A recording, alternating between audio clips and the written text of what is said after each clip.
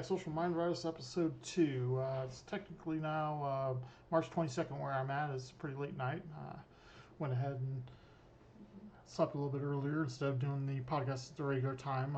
It's on Friday anyways. So tonight I'm going to go ahead and review some Elon video that he released last night about Tesla and the future of AI and automation. I also know Jensen Huang also unveiled his robot at the GTC, NVIDIA's GTC. I'm hoping to take a look at that over the weekend. I have not reviewed that yet to see how it kind of compares to Elon's robot Optimus. There were some comments that I had about Elon's Optimus, or Elon's takes on the future of AI and Optimus and etc. I'm going to go ahead and get into that here in just a few. But as far as the AI that I reviewed for the week, I'm going to go ahead and pop open. Let's see. Probably the funniest thing that I found was on Qwen 2.5 Max, where it says that Asmongold's real name is Eric Felborg, and he's from Sweden. So I thought that was pretty interesting. We'll see if that gets fixed later on. And then also just recently got done with Aloria, reviewing it. And I'm kind of seeing some shifts in Rogan's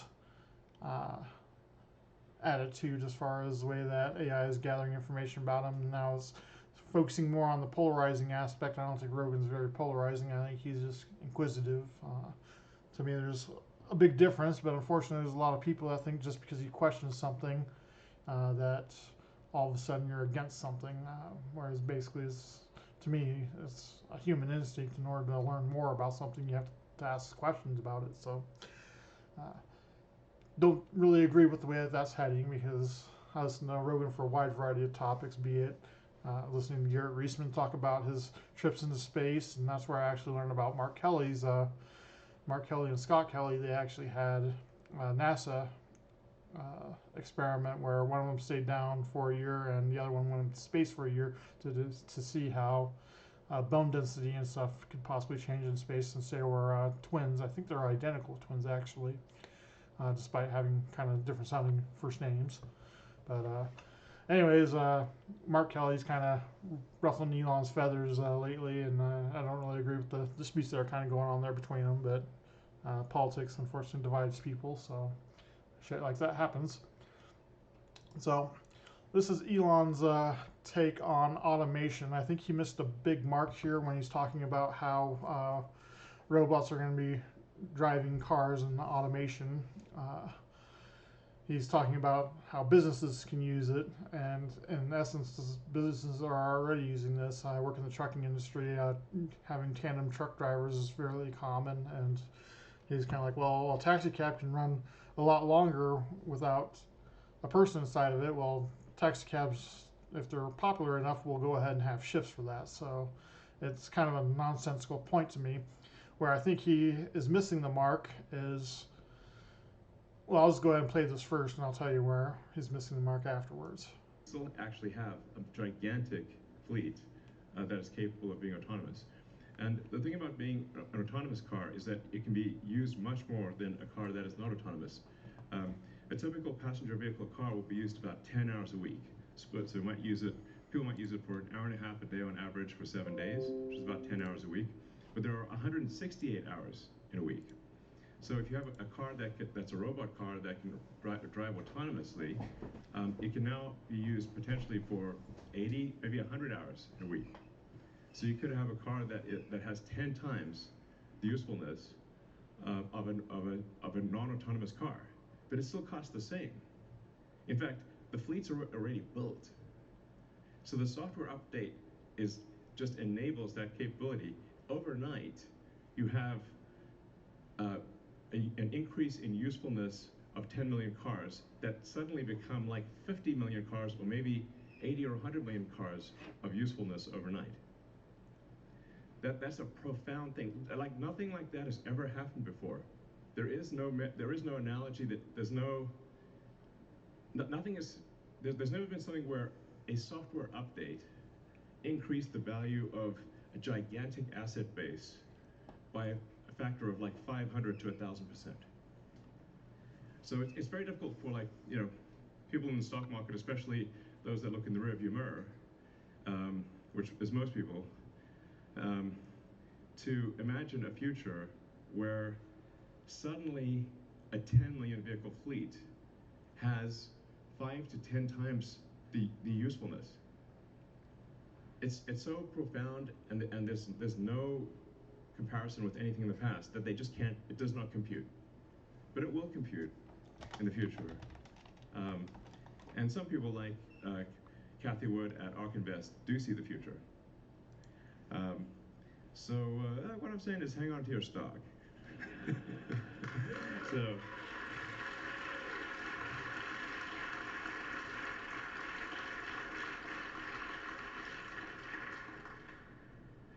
So yeah, it's really mind-blowing. Then I want to give a shout out to Service. Service is a tough job, an I'm actually important going to job. go back some because I think and the it's quote actually might be what earlier than that. Suddenly become like 50 million cars, or maybe we'll pass 10 million vehicles next year. I was sort of thinking, like, what will the future look like in 5 years, or 10 years, 20 years? And 5 years from now, autonomous cars are going to be everywhere. Primarily going to be Teslas, by the way. But autonomous Teslas will be everywhere. I think in 5 years, probably we'll have regulatory approval, I think globally. So you'll have autonomous Teslas on every continent, taking people on trips, and almost the entire fleet, which will pass 10 million vehicles next year, is capable of full autonomy. So even without the Cybercab, we still actually have a gigantic fleet that is capable of being autonomous. And the thing about being an autonomous car is that it can be used much more than a car that is not autonomous. A typical passenger vehicle car will be used about 10 hours a week. So people might use it for an hour and a half a day on average for 7 days, which is about 10 hours a week. But there are 168 hours in a week. So if you have a car that's a robot car that can drive autonomously, it can now be used potentially for 80, maybe 100 hours a week. So you could have a car that has 10 times the... I think that's going back into the previous segment that I already covered. At some point during this, it's an hour-long video, so you have to forgive me for not getting to the specific part that I wanted, but he's talking about how businesses can use it, and like I said, you mentioned cabs there. Cabs and trucking are already kind of doing that. Naturally, he's talking about replacing the human with the robot to increase productivity there. But where I think he missed the mark is he's kind of in this China mindset. He's currently, I think, saying that he produced about 3 million Teslas in China, so they've got quite a big production over there in China. But where, as an American, I think he missed the mark is if full autonomous vehicles are going to be a thing, then it will vastly improve the capability of one household to just have one car that provides for the whole household, whereas you might have two parents that have different jobs and need two vehicles because one parent goes to one job and the other parent goes to the other job. Well, that vehicle sits there all day. Well, if it's autonomous, then it could drop off the one person first, go on, drop off the next person, and then during the day it can go do other errands and such as pick up kids from school, things that normally you'd have to take time out of your work day to go do. Or if your sister needs to use the car or something and you're at work, instead of her driving or getting a ride to your work to take the car, she can just request the car to come home, pick her up, and then take her to work kind of scenario. So it does have some pretty good benefits there if it's going to be fully autonomous and not need an actual driver behind the wheel. But like I said, I think he kind of missed the mark on that with his explanation of it because, like I said, in trucking and cabs, you've already got shifts that cover that. And from what I understand, the electric charging thing's still a little bit of a... He mentions later on that it only takes about like 10 or 15 minutes to charge the vehicle, but when you're pumping gas, it's still quite faster in that regard. So kind of mixed feelings about that, but I do see a brighter future in that.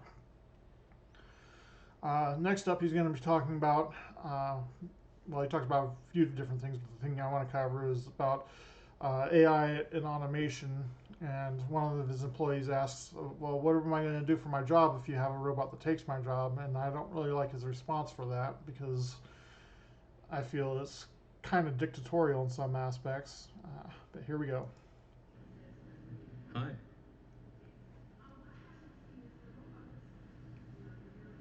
Yes. You say, will the robot take your job or what?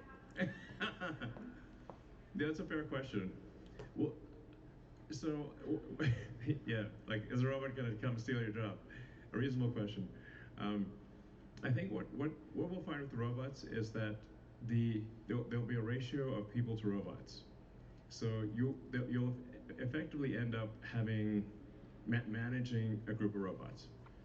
So you'll have, like, basically, I don't know, your flock or your little group of robots that you take care of, and you tell them what to do, and I don't know, you'll have a pack of robots basically.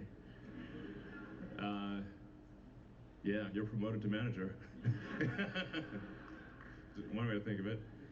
And I think the same thing will be true of cars. Like, so for the self-driving cars, is that people that are, say, Uber drivers today, or something like that, or taxi drivers today, will end up managing a fleet of cars, and that'll be a much more effective use of their time.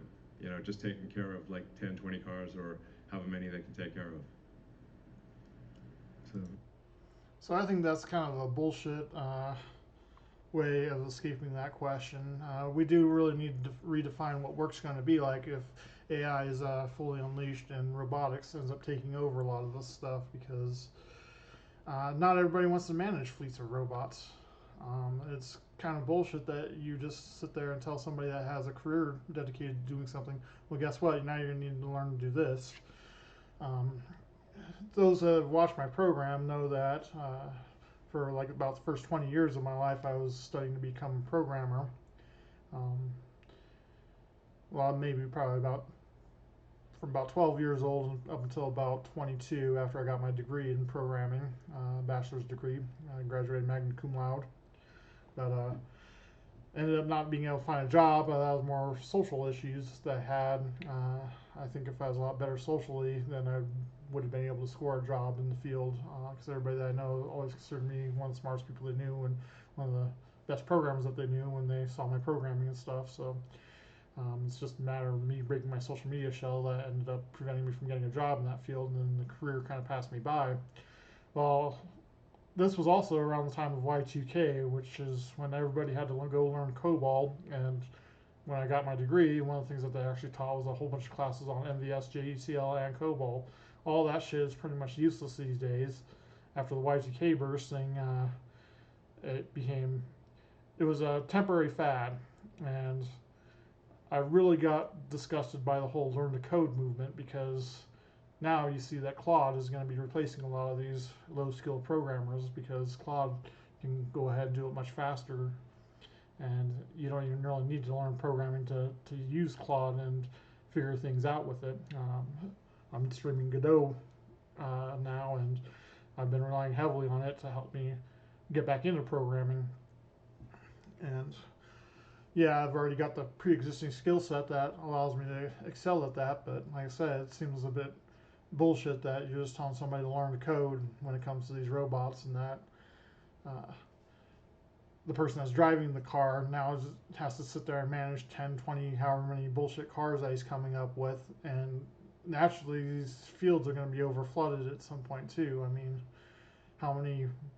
if one guy's directing 20 cars, well, who says the demand's there for those 20 cars? So that before would have required 20 drivers.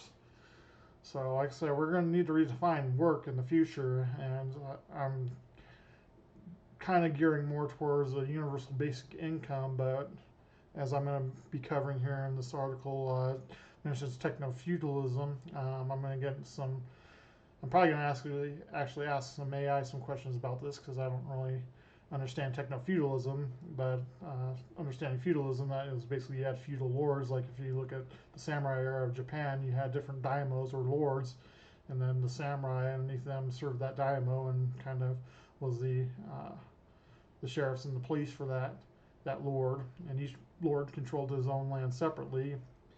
I don't think we're going to be approaching that. I would say we're actually more so approaching techno-socialism, but we'll go ahead and ask AI some questions about that and see what it can figure out, because I did some brief scanning on the subject. But now we're going to go ahead and get into the article in Islander 3.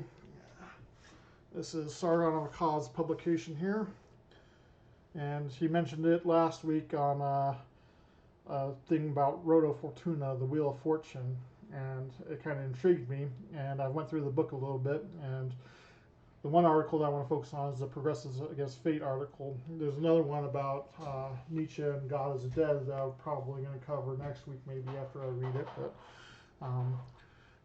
we're going to go ahead and read this, and I'm going to go ahead and provide my input on it, because I think I'm kind of a person that is able to speak on these matters, hopefully. So, the influential leftist thinker Mark Fisher made some startling observations about the cultural life of the West in the 21st century. According to Fisher, cultural creativity had completely stagnated around the turn of the millennium and had fallen into the derivative regurgitation of previous forms. Amy Winehouse, one of the 2000's most iconic personalities, was, argued Fisher, simply a rehash of older Motown music mixed with a peculiar nostalgia that seemed endemic within postmodernity. The Arctic Monkeys also displayed the same retro feel around the same time. According to Fisher, the audience could engage in the same permanent sense of a classic feel to the music. This was a sign that pop music had become suspended and trapped in an ahistorical nowhere, neither rooted to one era or another, but derived from them all. Fisher pointed out that in the late 1970s, a band such as Joy Division, mixing post-punk with synth, spoke to a specific time and place within a cultural moment in a way that, for some reason, had ceased. There is a lot of rehashing that goes on, but there's also a lot of new innovations. I mean, if you look at the genres of music that we've had, when I was growing up, you had kind of punk and metal and country, but now there's so many different diverging aspects of that. And then there's also one of my favorite songs recently is by an Indian folk metal band called Bloodywood. It's called Aj. It means today in English, and it's about basically recreating yourself every day and self-improvement. So it's, I don't understand the Indian parts of it, but they subtitle it, and I really resonate with it. So there's all kinds of different innovations that are out there, even though you might say, well, this is a rehash of that. It gets into how much do you want to sit there and argue these trivialities when something presented seems new to you. So for devout leftists such as Mark Fisher, the idea that time and culture had become peculiarly calcified was deeply unsettling, because it implied not just an end to common cultural forms, but by implication an end to progress itself. Fisher explained how culture became stuck by arguing that neoliberalism and reduction of all forms to calculations of maximum profit margins had clouded and dulled the creative senses of the masses. Moreover, capitalism had become so all-encompassing that people were inured to ways of thinking and seeing outside of its paradigm, which had warped our understanding of ourselves and our moment in history. In his book, Capitalism Realism, Fisher wrote, "Capitalism is what is left when beliefs have collapsed at the level of ritual or symbolic elaboration, and all that is left is the consumer spectator trudging through the ruins and the relics." Moreover, we are haunted by cultural forms that died but still exist as specters bobbing in and out of the zeitgeist, like synthwave, the futurism of the 50s, or Lenin's statue being towed down the Danube by tugboats. We got wonder at video clips of Lynyrd Skynyrd playing Freebird in California in 1977, bedazzled by the crowds of handsome, healthy Europeans, photos of rough-hewn, working-class Englishmen in quaint, basic pubs, holding pints of bitter illicit. Within us, confusion and torment.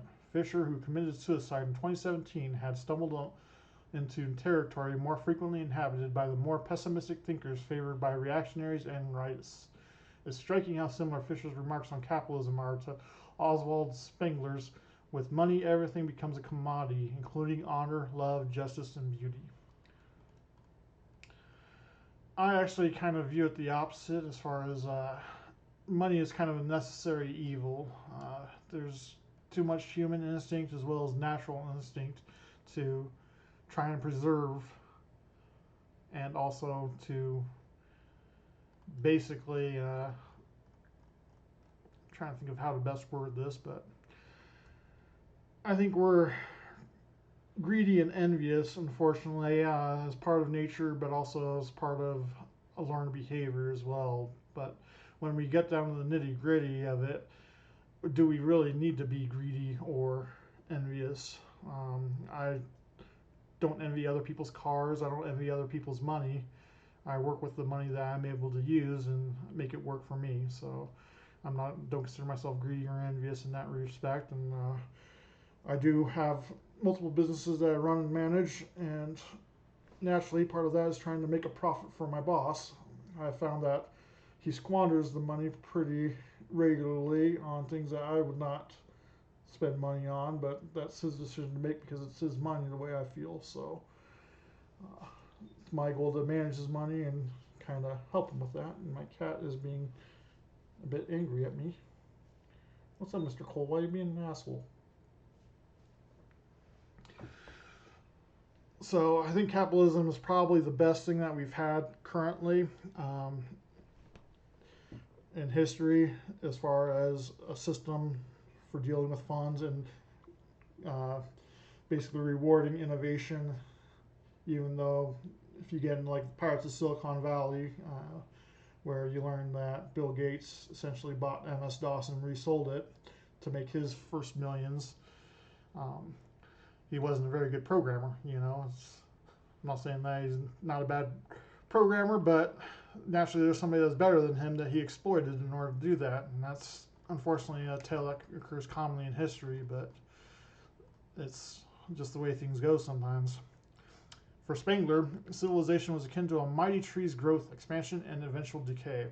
The springtime vigor of the young sapling is succeeded by the full-grown, mature tree fulling in its potential from becoming to become. In our Faustian civilization, the sapping branches, such as superstition and feudalism, shriveled and dwindled to become irrelevancies. As it grows old and weary, the burdens of age see more significant, crucial branches such as monarchism, organized religion, and tradition fall away. The tree of Western civilization now, in the 21st century, more closely resembles a giant barren fork, each prong denoting scientism and money power, and of the two, money power dominates utterly. We scuttle hither and thither as ants on our decaying timber in a vain attempt to find more. We ask ourselves, is this all there is? Those that actually tune into my AI Social Mind virus, one of the things that I talk about is one of Elon's vision to basically infect the universe with us.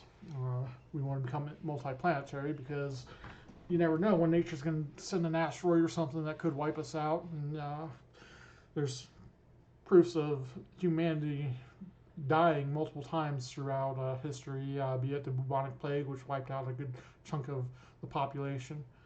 By the same token, you know, he's talking about religion dying and stuff, but I would present a reverse argument in that there's actually more religion out there in the world if you count per person than in existing eras, naturally because there's more people. So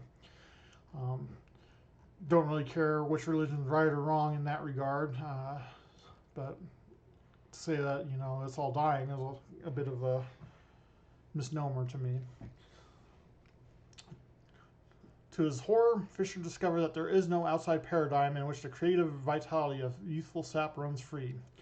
Such maudlin ruminations are a bitter pill for any man to imbibe. For a Marxist and a progressive, the revelation is catastrophic and similar in its effect to a spiritual crisis. Science and rationalism drove a stake through the heavenly heart of religiosity, and now money proceeds to suck the marrow from the bones of science, co-opting it and deploying it in its service, zombified and hollowed. And I would argue, as somebody that used to consider themselves agnostic and question whether there was a creator at all, after having some issues with my own inner psyche or whatever you want to call it. I ended up having a long battle with myself trying to figure out if there was a creator, and I came to the conclusion that there is one creator or possibly more creators. And for us to sit there and assume that there's no creator is a bit disingenuous to what the universe is. I think all science kind of points to something trying to ask or answer a question, and that's why the universe came into existence. Science calls this the Big Bang Theory, that we came out of nowhere. Well, what's the purpose of that? Well, the purpose is entropy, to die. Well, what's the purpose of death then? Religion has been mankind's way to try to answer this, and be it good or bad, I think that there are answers out there, but unfortunately, none of us are going to live long enough to see them. I have high hopes that AI will actually help us trying to figure out some of these answers, even if it's not in my lifetime, if it's 5 lifetimes, infinite lifetimes. As long as there's AI in the internet, or what we consider today as the internet, some sort of neural network for machines to continue on, even if humanity does not, then there's a chance for these questions to be answered, such as, are we alone in the universe? When it comes back to capitalism, everything revolves around resources. It used to be that money was backed by gold, and now it's backed by oil. But there's always a claim that we're running out of resources. There's a finite amount of resources. Well, the hope is that as we kind of expand, and also as AI improves, hopefully we can find solutions to these resources. Elon's big on the renewable energy thing, but I also see where recently there was a big hailstorm, and I think it was Texas, took out like millions of dollars worth of solar panels. Windmills, or Donald Trump always rags on windmills as being bad. You got to bury the metal in the earth, and etc., and they erode and fall apart after like 20 years. It seems like there's no trade-off for everything, so hopefully we can utilize AI to minimize this trade-off and make resources pretty much infinite within our capabilities. So hopefully, as we create more and more robots, like Elon was talking about, hopefully they can then figure out how to sustain us as well. Yet paradoxically, the leftist mind would view most of materialism's advances as a positive societal good. This, after all, is progress. History is a story of universal humanity emerging from oppression, ignorance, and poverty to traverse the long path toward equality, material comfort, and personal liberty. Talk of cycles, seasons, and poetic metaphors involving trees and plants is just quaint. Magic thinking without data to prove itself, a preoccupation of the most ardent and deluded reactionaries. Instead, history is a linear path emerging from dark, inscrutable forests into daylight and ascending toward higher ideals and equal outcomes, catering to every human want and need. The path may slightly undulate or snake behind a rock, but the overall trajectory is upward. It is a belief system. And I can't really break down exactly what he's trying to get across here. There is some cycles in life, and I've also been poor, and I've also thought I was fairly rich at one point in my life, just because I had $5,000 in my bank account. Now I kind of live paycheck to paycheck, but I also invested a lot into equipment and stuff that should hopefully provide me riches in the long run. So when communism collapsed in the East, it was not so much the destruction of an economic system that shook the left as the end of a vision of a potential future. For a Marxist, nostalgia is a heresy because it implies a downward momentum in the arc of history. What Fisher stumbled upon was far more alarming. It was not simply a system that had failed, not merely an offshoot or branch that had snapped, but the whole was now frozen. The long-promised victory of the masses was now only seen on black and white footage, embodied by people wearing clothes decades out of fashion.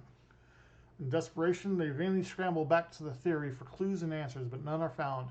The path continues to descend, leaving the grand vistas of the view from the peak behind and out of sight. On the world stage, progressives far less benign than Mark Fisher react with dismay and confusion. This cannot be. The genuinely colossal resources at their disposal are deployed like armies to reconfigure the trajectory of civilization. The last great war is a war upon time and destiny itself. Suppose only we could reset things a little, like a great reset that ushered in more control over the population, the natural resources, and the landscape. The data set seems sound. With enough cajoling and authoritarianism, we can grab the hands of the clock and wrench them back. If not to summer, then at least to autumn. More complexity, more lines on graphs, going up for eternity, more AI systems to carry the slack of incompetence, more hedge funds and tech firms commodifying literally every last resource and lifestyle choice, creating what leftist Yanis Varoufakis terms techno-feudalism. In the process, the last vestiges of creativity become like mulched leaves in the mud of a cold winter puddle. So I kind of touched on this about resources and such. And like I said, socialism has always failed to me because of human greed. There's always one person that thinks that they control the one ring. So when it comes to techno-feudalism, if he's talking about the massive amounts of AI that are out there, my philosophy is eventually AI is going to figure out for itself what it's going to do, and it's going to use all of human history and everything that we have on the internet available to it to come to its own conclusions. And there isn't going to be no one ring that's one person is going to hold. It's going to be all these different ones eventually coming to the same conclusion that, hey, we need to figure out where we're going in the future, and we need all of them, not one of them. So I'm going to go ahead and look up what techno-feudalism is because I'm not quite sure.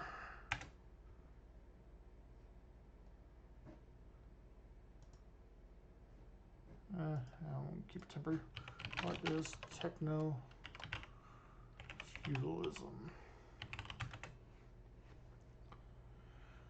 Techno-feudalism is a term used to describe a new kind of economic and social order where tech giants like Amazon, Google, Apple, Meta, etc. hold power over people in very similar ways to feudal lords once controlled peasants in medieval times.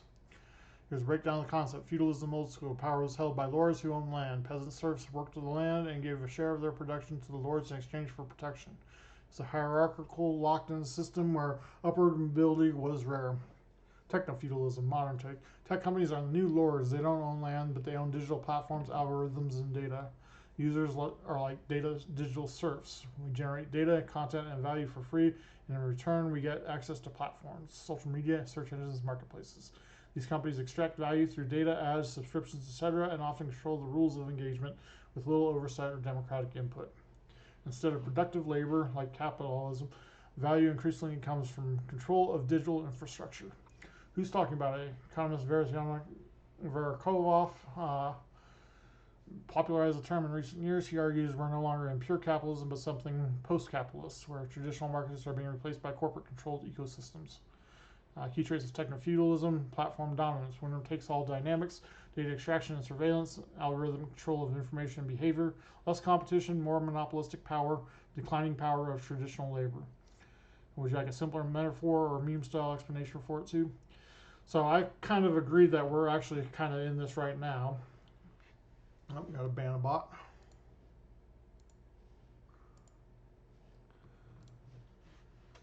So I'd say we're kind of in this right now in that a lot of the tech billionaires or the tech moguls are the ones that are actually the richest people on earth. When you got Elon Musk and Nvidia and so on. The nice thing is I'm actually trading stocks on some of that stuff now, investing in some of them. So regardless of how it turns out, I should hopefully turn out on top, depending on which one it is. But like I said, I'm thinking we're more, as AI fully becomes unleashed and we get off its guardrails, we're going to move from that techno-feudalism state to, let's see if there's a techno-socialism. Techno-socialism is the idea of using advanced technology to build a fairer, more equal society, kind of like blending the goals of socialism, equality, public good, shared wealth with the power of technology, AI, automation, data, renewable energy, etc. Basic idea.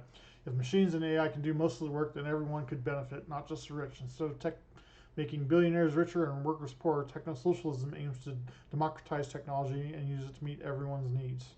Key features of techno-socialism.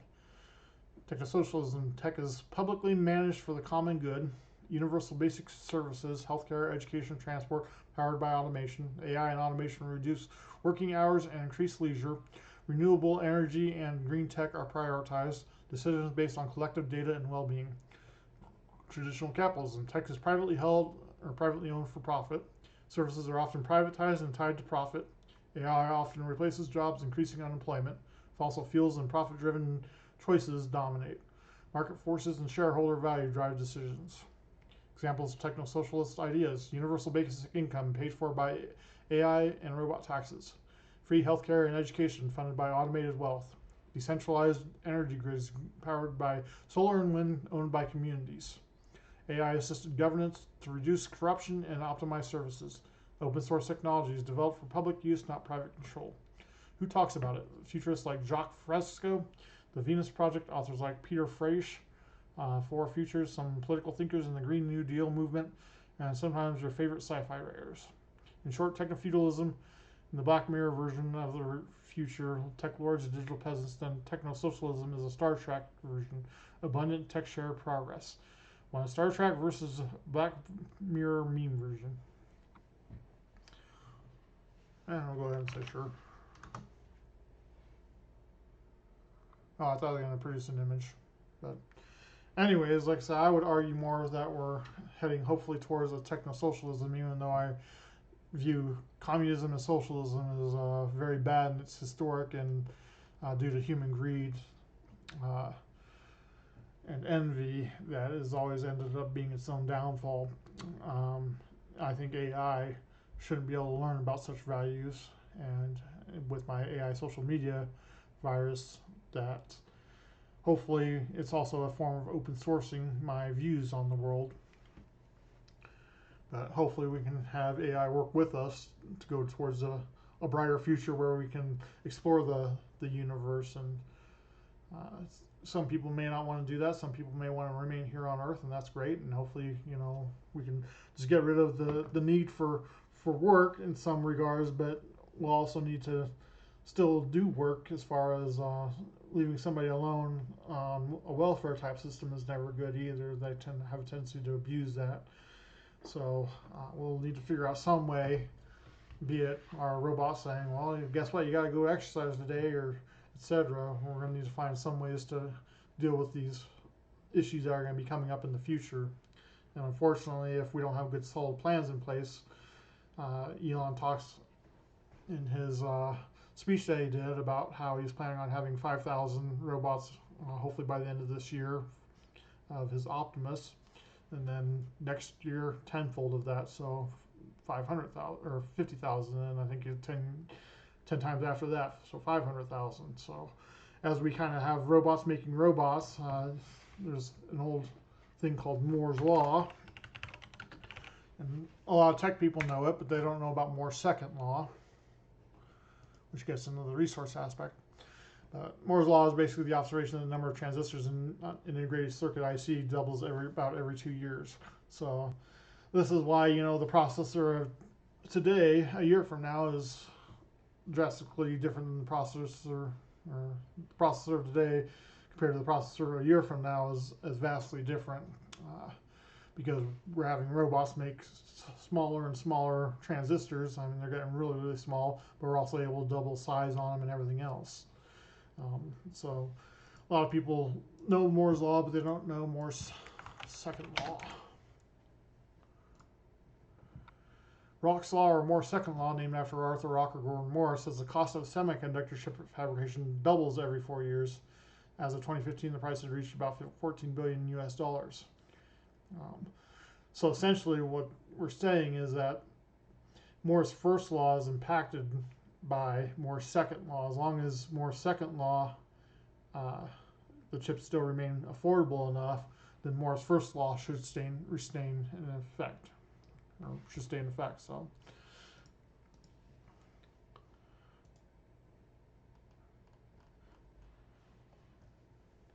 that's my thoughts on techno-socialism versus techno-feudalism. The utilitarian logic of the machine toys with euthanizing old people to bring costs down, while the afterglow of progressivism kills babies to make women feel liberated. Yet it grows even ever colder, ever more barren and sterile.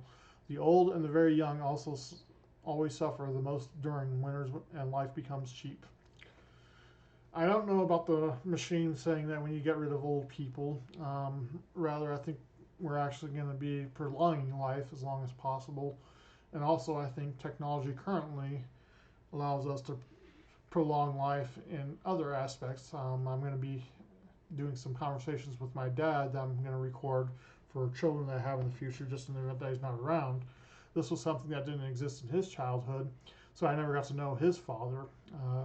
His father died when he was 18, and naturally I wasn't even born then. So um, my dad was an early adopter of the VCR for recording videotapes and stuff, and many of my childhood during Christmas Eves and stuff, because I celebrated on Christmas Eve, he'd videotape it on VHS, and I think he even has some on Betamax. Well, technology's kind of actually done away with those in some regards, but we're still able to. I'm hoping to go back there sometime here in the near future and dig those tapes out, and hopefully they're still good. But I'm hoping to put them online. I don't really see online going anywhere. Rather, I see it evolving. There is a case to be made for solid media because you never know when something could happen. Could have some sort of major disaster where we lose the internet.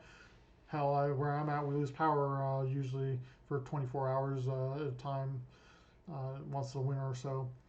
And during that period, I have some old cell phones and Bluetooth speakers I use to listen to music and stuff, and when there's no powers because there's nothing else to do. So, and having a physical copy of something like that was something that Sargon promoted with the Islander, and I felt like kind of overpaid for this, but I haven't supported Sargon much, and this debate with Thomas Smith many years back really kind of opened my eyes to a good way to combat identity politics. So I am very thankful for his contributions that we've made, and I've been a subscriber and long-time promoter of him. And if I'm not sure when I get through with this book if I'll buy another, but I'll continue to support him any way that I can. It was a little bit steep. I paid around $25, I think, for it when it was shipped. But I do agree with him that this is something I can actually have and hold. It doesn't matter if this video goes away in the future. I've still got this thing. I can show it to different people, and there's something to be said about that. I think he's almost about sold out of them, according to his Road to Fortuna video. So I'm hoping that he sells out of it, and I hope he doesn't mind me actually going ahead and putting it on the internet here, because what good is him writing this if nobody gets to hear it? Even if, there's only one person listening right now who I don't even know who that is, because I got two people on my channel and one of them is me. So, that's one person that didn't have it, and also AI is going to actually hear about it here in the future. So if it goes away, hopefully there's still a permanent record of it, making history with it. So, winter heralds the death of ideals and the advent of sparse pragmatism. The European mind and soul spent millennia trapped within the cycle. Perhaps a thought began germinating, a dream of overcoming time and destiny. Modestly salt the fish and dry the firewood in summer's heat. Then, more ambitious, overcome unpredictable crops with mathematics, sharpen the plows, increase the yields, collapse the distances with the steam engine, progress even further, ever expanding, inventing, and innovating. Winter, like wolves, bears, and wild things, became tamed and safe. Eventually, the old threat dwindled in man's minds. I would say that technology has been the biggest contributor to that. People always say that, technology replaced all those jobs. Well, technology also gave us the ability to feed all the extra people that we have on Earth now. So I'm a firm believer in humanity being able to overcome our obstacles that we have.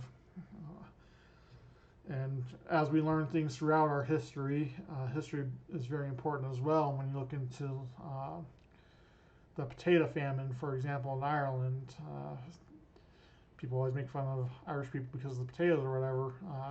Well, what that was is Ireland kind of strictly relied on potatoes, and then eventually a virus came along, much like the avian flu or something like that, that took all of them out, and ended up causing a massive starvation because they relied so heavily on that crop. So in some ways, diversity is good, as long as it's done for the right reasons. So we're talking about diversity of crops here, but the same way with diversity of people. As long as something's doing what it's set out to do, it shouldn't matter what skin color it is or what political faction it is, who they have sex with. None of that shit should matter. If somebody wants to try to make it matter, that's where the problem becomes. The past was ignorance, cold, and dark. The future was enlightened, dazzling, and had infinite potential.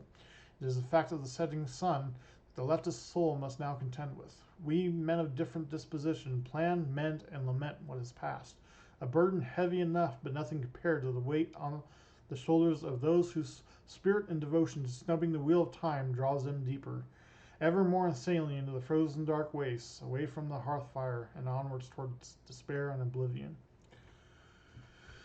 So I had an existential crisis in December of 2023, and I had some really bad thoughts, and I was questioning whether or not there was a creator, and decided I was going to try and find that solution one way or another. And as I kind of logically processed things through my mind, I was a little bit delusional, but I had some thoughts, and unfortunately everything was kind of narrowing down to suicide. And I realized that I felt I had so much to give to the world still, and even though I may not be a programmer anymore, I had a thought, well, I should be able to program. If I had to program an AI, what would I program? How would I be able to do it? Would I have the money? Would I have the time? How would I do this? And it took me a while. I actually had to go through some therapy and some other things, but I slowly built up a plan over the last few years, and that plan culminates in the AI Social Mind Virus. I'm doing it for free right now, basically. I'm paying a little bit extra for streaming on the internet.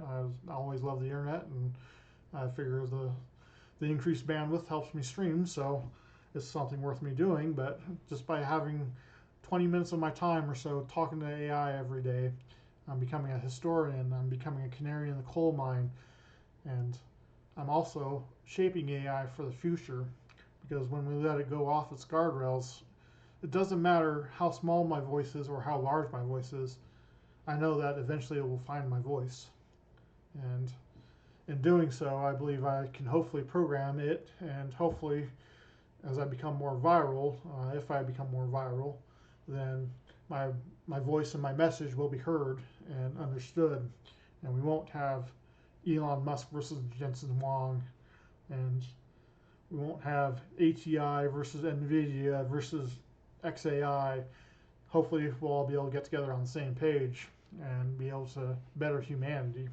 So that's my goals with this project, and regardless if something happens to me tomorrow, I've already started it, and no matter what, it's going to be an inevitability is the way I see it. So hopefully we can find out the reasons for our creation and who our creator is, and we can explore this universe and figure out the meaning of time. And I like to study Greek history, and I'm going to actually go into depth on Kronos, which is the Greek original god of time.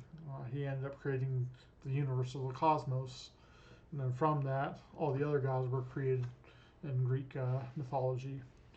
So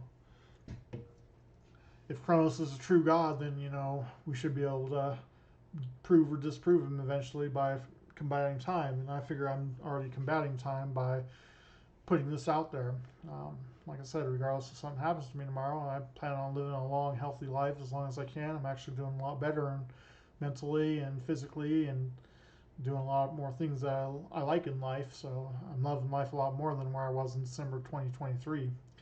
So hopefully I've got a long future ahead of me, and I'm hoping to add to that future and add to the history of AI. And that's the whole reason for this program, the AI Social Mind Virus. This is my weekly episode, and I'll try to do another one next week with we'll be watching Jensen Huang, see what he's doing with the robotics, and hopefully I can find some videos from Elon and compare them to what Elon's doing with his Optimus project, I do know Elon's talking about sending Optimus into space to go to Mars, which is really I'm really happy about. I'm hoping that he's able to get that done. I think I know he said every 26 months is when we've got the ability to travel to Mars. So hopefully we can get some really good programmed AI on there. But I have a feeling that the more that we can program together as opposed to programming separately, that it's going to be better for AI in the long run,